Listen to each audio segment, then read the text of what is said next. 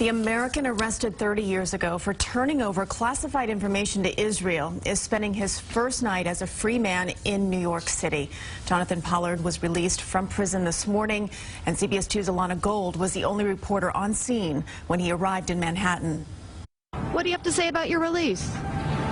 No comment. We were the only station there when Jonathan Pollard arrived at the federal courthouse in Manhattan this morning after spending 3 decades in a North Carolina prison.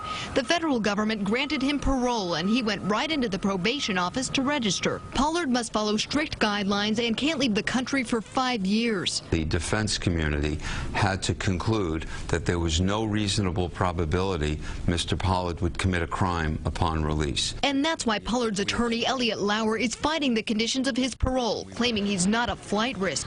So he filed this emergency petition to avoid having Pollard wear a GPS tracking device.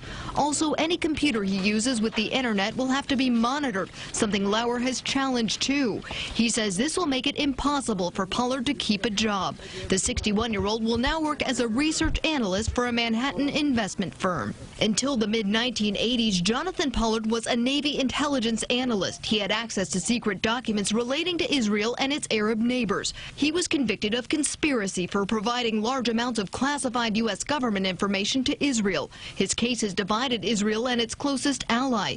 And while some call him a traitor, supporters call his punishment unfair. He served longer than any other spy in American history, people who spied for enemies of America. Israeli Prime Minister Netanyahu welcomes Pollard and says, as someone who raised his case before successive U.S. presidents many times, I longed for this day.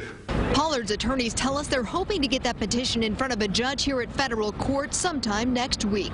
In Lower Manhattan, Ilana Gold, CBS 2 News. Assemblyman Dov Hyken also says that Pollard will be living in Manhattan during his parole.